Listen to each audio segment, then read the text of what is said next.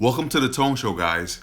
Today I want to talk about the great job that Netflix is doing with all their Marvel properties. I want to talk about also the great job that the CW is doing with all their DC properties. And of course, you guys want to know which one's best, right? Which one's better than the other one, right? So we're going to get to that conversation. But first, let me just tell you a little bit about what's happening on Netflix. So Netflix has been doing amazing with their Marvel shows. Before, I'm not sure if you guys watch Agents of Shield. That was the only really offering that you had from as far as Marvel, aside from Agent Carter. But I was never really into Agent Carter. Like I couldn't really get into it. Agents of Shield started kind of slow, and then it really ramped up on season two, and then from season two on, it just took off. I actually stopped watching Agents of Shield and came back, and I'm glad I came back because after season two, it really picked up, and the show I think right now is a really good show. And if you guys are watching, Ghost Rider's on the show. So how cool is that we have Ghost Rider on a TV show? So pretty cool stuff. But today we're not talking about that. Today we're talking about Netflix and what they've been doing with their Marvel properties. So the first Marvel show that they got over there at Netflix was Daredevil.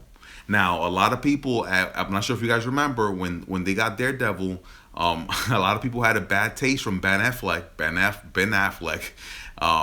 and that whole Daredevil movie. It put a bad taste of Daredevil in a lot of people's mouths. Kind of like the same taste that Nicolas Cage left with Ghost Rider, and we're just starting to like wash that taste away. But Netflix did great with Daredevil season one, and it just opened the doors for them to do more Marvel shows. So now, not only do we have Daredevil season one and Daredevil season two, by the way, which I think is really good, much better than the first season, but we also have Jessica Jones and Luke Cage. Luke Cage, by the way, is awesome. Jessica Jones, awesome. And they've announced in the early 2017 we're gonna get Luke Cage. Not Luke Cage. I already said Luke Cage. I'm just fumbling today, guys. Iron Fist. Iron Fist is coming early 2017, and after that, in 2018, they're talking about the Defenders. There's a teaser clip out for the Defenders, which came out in Comic Con. So if you're keeping track, that's Daredevil, Jessica Jones, Luke Cage, Iron Fist, and it's gonna culminate with the Defenders. Think of the Defenders like a local version of the Avengers, where they handle more like street level threats, not interstellar, intergalactic and planetary threats like the Avengers. So it's all going to culminate with the Defender series. And there's rumors, which I think I've seen production photos now, of Punisher. If you guys watched the last season of Daredevil, you know that the Punisher is active, and we got Frank Castle in the house on Netflix. So it looks like it's going to be Daredevil, Jessica Jones, Luke Cage, Iron Fist, the Defenders group series. It looks like a mini series, and then we're gonna get the Punisher. So a lot of great, awesome stuff is happening on Netflix. If you haven't really been paying attention, it's really like a renaissance that's happening right now. It's like a renaissance of comic book TV shows, comic book movies. It's a great time to be alive. If you had told me when I was a kid, hey, all your favorite characters, or most of them, will be featured in TV shows and movies, I would have never believed you. So to be alive at this point in time in history, it's amazing. It's really great to be a comic book fan, especially one that likes to watch TV and movies. Now, on the other end, on the CW, we have the DC properties. We have the Arrow, which they could just call Arrow now. We have Arrow. We have the Flash. We have Legends of Tomorrow. We also have Supergirl now. Supergirl just came over. So I would say the main difference between the CW shows and the Marvel shows that are on Netflix is, besides the tone, is also, like, I would say all the Netflix shows are kind of like rated R. If you the show's on the CW, of course it's on the CW, so it's broadcast, so there's but so much they can show and do. The shows on Netflix, like, it's pure R. Like, there's some real bum chicka bum bow happening, especially if you guys saw Jessica Jones. You know what I'm talking about. Bum chicka bum bow. So Luke Cage and Jessica Jones, wink wink. So there's a lot of fun stuff happening on Netflix because they get to put R-rated shows on and show a little bit more mature content. And I would say that the Netflix show as a whole, all of them have a much darker, more grittier feel than the shows on DC. By the way, like a lot of you guys who watch comic books, who read comic books know, Marvel takes place in real cities. So all these shows are taking place in New York City so far. So we have Daredevil in Hell's Kitchen. We have Luke Cage in Harlem. Looks like Jessica Jones. She was. I didn't really place her. My memory's really my memory's failing me at this point. But I think she was somewhere between Harlem and Hell's Kitchen, because there was mention of the devil, and there was also, of course, you ran into Luke Cage. So they all take place in New York, opposite the DC show. The DC shows would take place in cities, in the DC universe. But Netflix, of course, being streaming, they get away with a lot of curses, a lot of language, a lot of sex. All the shows have a much darker, grittier feel, and I feel like artistically they're allowed to play more. On the CW now, being broadcast is but so much you can get away with.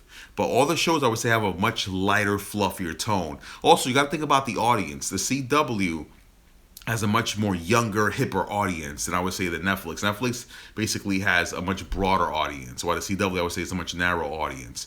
Now, in the CW, everybody looks amazing, not just physically, but everybody's young and good looking. And look at me, I'm on the CW, they all look plastic.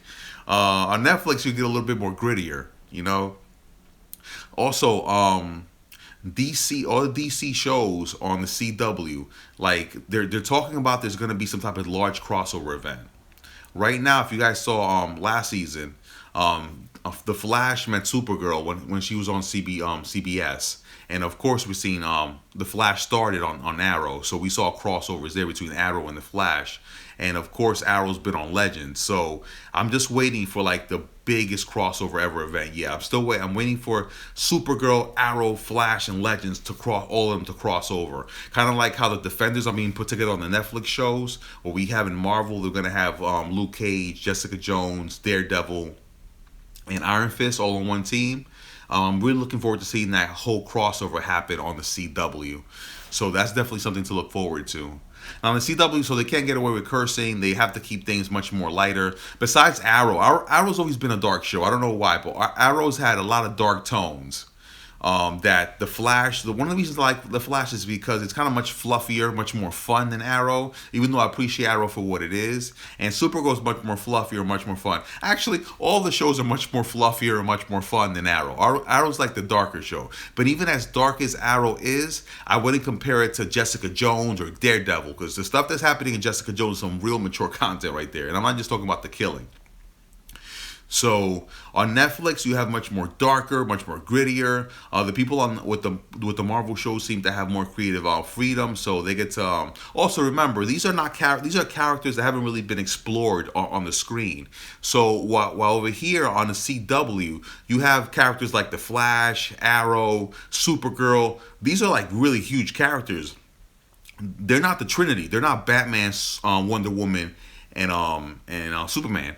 But still, these are really big characters, and I'm sure that there's a little less play that they can have with these characters because of the studio and who they have to answer to. Now on Netflix, Jessica Jones is a character we've never seen on TV before. Luke Cage is a character never seen on TV before. Daredevil, let's not talk about Ben Affleck, but and Iron Fist, character we've never seen before. So there's probably a lot more freedoms that can be taken with these characters since they're coming out for the first time and it's for a TV audience.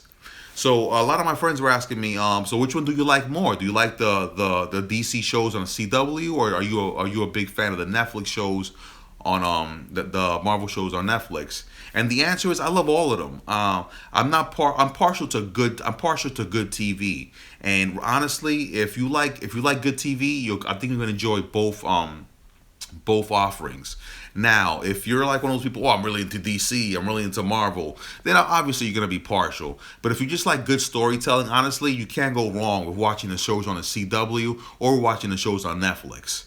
I really like the connectivity, how they've managed to include all the characters together. Like it seems like Netflix is like it's like a snowball. It started with Daredevil season 2, Jessica Jones, Luke Cage, Iron Fist, the Defenders, and now we have Punisher. It's just keep rolling and rolling, getting bigger and bigger and bigger and bigger. A lot of people, by the way, I've been on the internet and people are talking about the chances of seeing maybe a cameo from one of the bigger Marvel characters from the movies, from the MCU, or even maybe a cameo from Agents of S.H.I.E.L.D. I'm not sure if that's solid. That's just rumors right now, but it'd be really cool if somehow Agent Coulson showed up in one of the Netflix shows. That'd be pretty cool because since Agents of S.H.I.E.L.D. Actually acknowledges the Avengers, and we'd had actually Avengers on Agents of S.H.I.E.L.D. It'd be really cool if Coulson or one of the crew went over to the Netflix shows, because that would totally tie everything together, nice big bow. I like the continuity of one universe, so I like Netflix definitely has that going for them. The CW shows, they acknowledge the existence of the other shows, obviously because Barry met Supergirl, so that tells us it's the same continuity. Maybe not the same universe, because remember, Barry ran into the Speed Force and he ended up, so maybe it's a different universe. I'm not sure how they're going to bring Supergirl then into Barry's universe and the Flash. I mean, Barry and Arrow's universe and Legends of Tomorrow. But I'm sure that it has to do something with what's happening this season with Barry, and the fact that he went back in time and decided to save a special person in his life. So it could be part of the events of that. I don't want to spoil anything. I'm not sure if you guys are going to start watching the show or haven't watched the show, so I'm going to leave that open like that. But definitely, so the answer really is I wouldn't say there's any that CW is better than Netflix or that Marvel is better than DC as far as TV shows. As far as TV shows, really, it's really what you enjoy watching, and there's really good stories happening on both networks. I'm calling Netflix a network now. They better be a network, damn it, as much as they got all going on over there.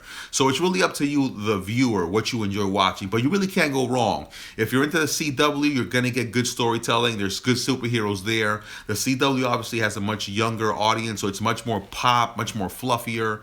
A lot more humor, especially on The Flash. And Legends, I think there's jokes here and there. Arrow, it's very dim. Even when there's a little joke here and there, it's not really a ha-ha.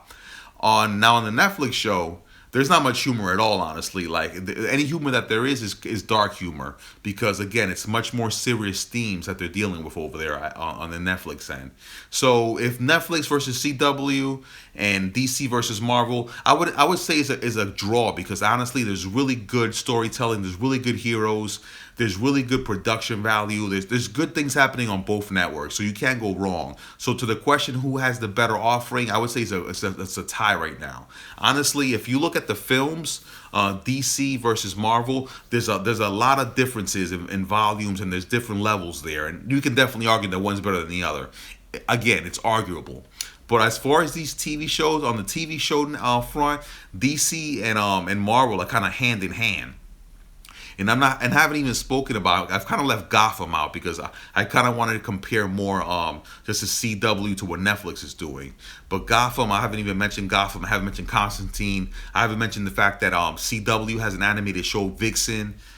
So it's a great time to be a superhero fan and to watch TV. It's a great time to be a fan of superheroes on TV. Honestly, it is. It's like a renaissance we're having right now. A lot of people are saying, "Oh, I'm kind of tired of all the heroes." Well, shut up, because I'm not. So I'm definitely enjoying it. I hope you guys are enjoying it. It's a great time to be alive and be a comic book fan. So there's no clear winners. The real true winners of this, if you compare the CW and Netflix, is us, the viewers, us, the fans. We are the winners, because we get to take in all this great content. So that's my opinion. What I think right now is happening on the CW and Netflix. Both offerings are great. If you're into any of these shows, you're going to enjoy yourself, and definitely looking forward to what's next on the horizon for these networks, and hopefully more comic book TV shows. This is The Tone Show. Subscribe, like, tell your friend, tell your mother, and I'm out. Tone Show out.